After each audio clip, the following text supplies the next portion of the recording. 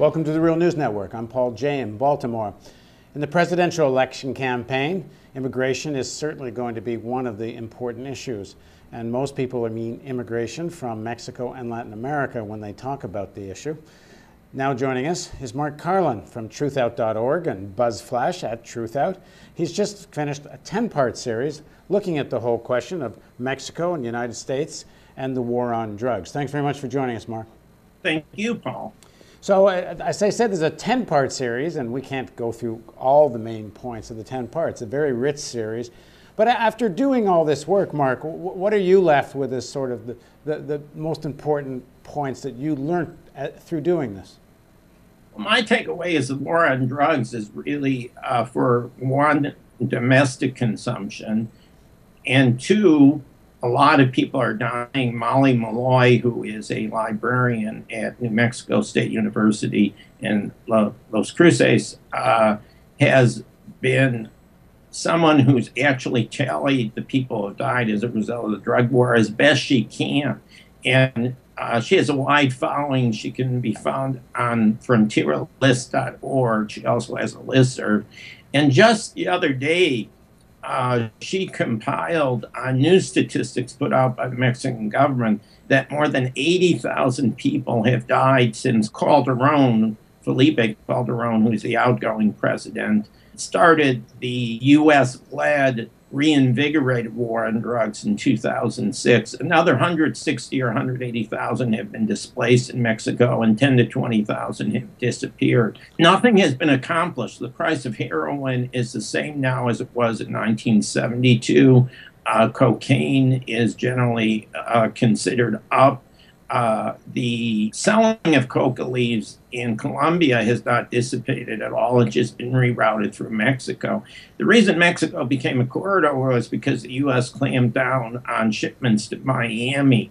But none of this is reducing the consumption in the United States. Actually, the quality of heroin, the quality of cocaine, and the potency of marijuana are generally conceded to have gone up over the past few years, and prices have fallen.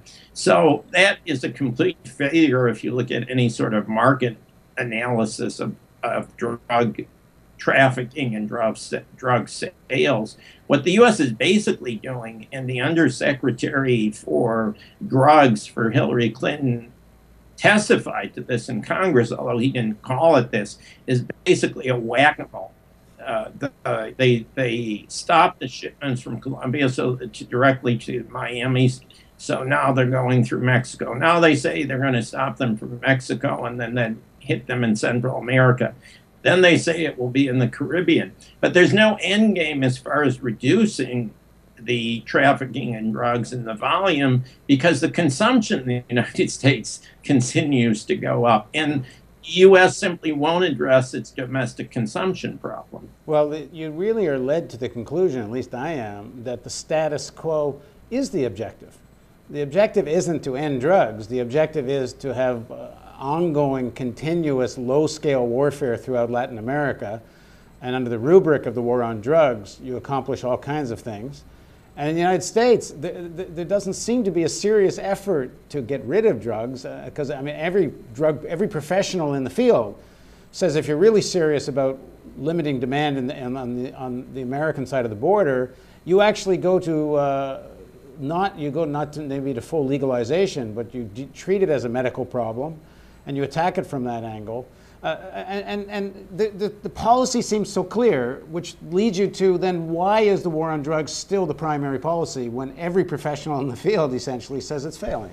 Militarization is an important point. The war on drugs allows the U.S. now that there is not a lot of leftist political activity in the America south of the border, except in Colombia where there's FARC, but FARC has been pretty much stabilized, and probably there's a number of tacit agreements between the Colombian government and FARC, so that it controls a swath of Colombian territory, but it's not really threatening the Colombian government anymore. So there's not really many leftist guerrilla movements. So what did the U.S. need? It needed something in order to continue militarization within the Americas.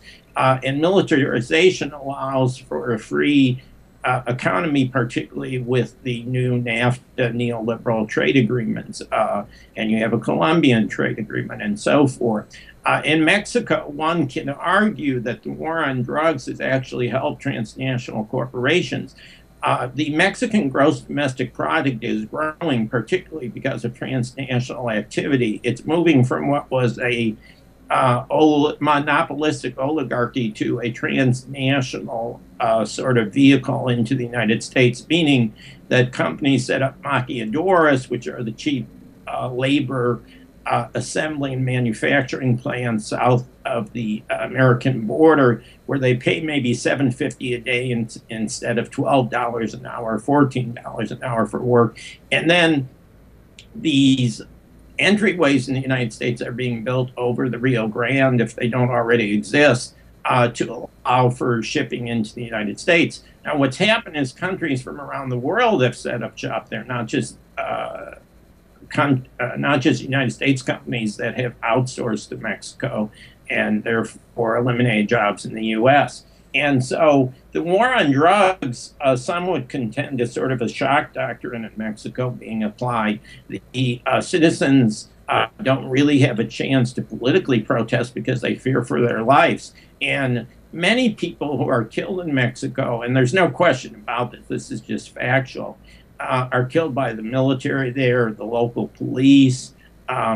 There's so much corruption within the ranks of Mexican law enforcement and the military that people who are in a city that's besieged like Juarez really don't know who they can trust. They don't report crime to the police because the police may be behind it. The military may be behind it. There were, I think, 5 or 6 generals just 2 weeks ago were arrested and indicted in Mexico because of their cooperation and payoffs by the drug cartels. This is fairly common. There was a director of what was the Mexican Department of Drug Enforcement under Calderon, who for 2 years was getting paid $450,000 a month by the drug cartels to essentially run the Mexican drug enforcement. Now, the recent meetings of the OAS, the majority of Latin American countries, I believe, favored legalization of some sort. At least they all declared the war on drugs a failure. Is there any resonance in Washington at all, or both parties leadership seem completely committed to this, whether or not there's any results? The U.S. has a very close alliance with the militaries in most Latin American countries, with a few exceptions. And the U.S. basically doesn't care about the governments as long as they don't give the U.S. a hard time economically. And they played to the military through what was formerly known as the School of the Americas, through ongoing aid, through the U.S. Southern Command, and so forth. And so therefore, in a country like Honduras, where you had a coup just after Obama took office, the U.S. supported the coup, which was basically military-backed. And the reason there was a coup in Honduras was what you would call a moderately liberal leader was starting to institute land reform. And the oligarchy in Honduras was very upset by this. And the U.S. backs the oligarchy in almost any country. I put a challenge in my series of 10 articles for anyone to name me any populist democracy south of the border that the U.S. has ever supported. And I haven't received a response. And I think it pretty much explains the situation and goals of the United States. But I would say, if you just give me 1 second, after doing the whole series of 10 articles, that the ultimate objective of the U.S. in the war on drugs, U.S. government, is economic domination of the Americas. And the U.S. Military involvement in the war on drugs, whether it's through the DEA or actually through the military, allows the U.S. a role in shaping the government and the economic agendas of the governments in Mexico and South America. And that's why, as I say, you see Mexico now transitioning into a transnational nation. And there's really no one to protest because everyone's fearing for their lives because of the drug war.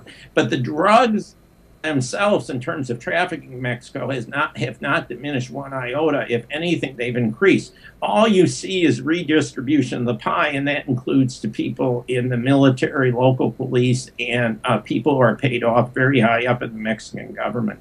Right, and I guess it's a topic for another conversation, but I don't think one could minimize the importance to those that look at these questions from the point of view of the American elite, to what drugs does to inter-American in the inner cities across the country, especially the big urban centers, where amongst the poor, the drug business is roaring, and the political protest movement, more or less, is not roaring. And it's not a leap to say there's a connection between those two things.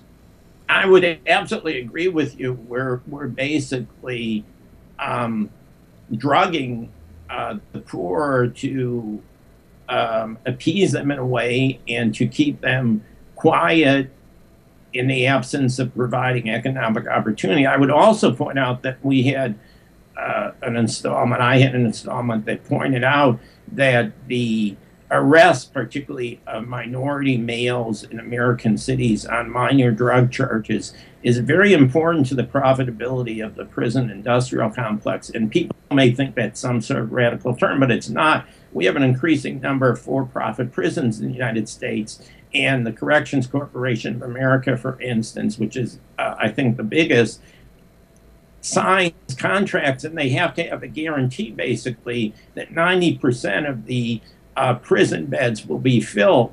So you have Michelle Alexander, who wrote The New Jim Crow, and I interviewed for Truth Out, is very eloquent about this. But you have so many black males who have gone to prison for nonviolent drug offenses at this point that they come out, they have a felony record, there's no jobs in their neighborhood except drugs to begin with, and it's almost impossible for them to find a job, let alone find a job with a felony record.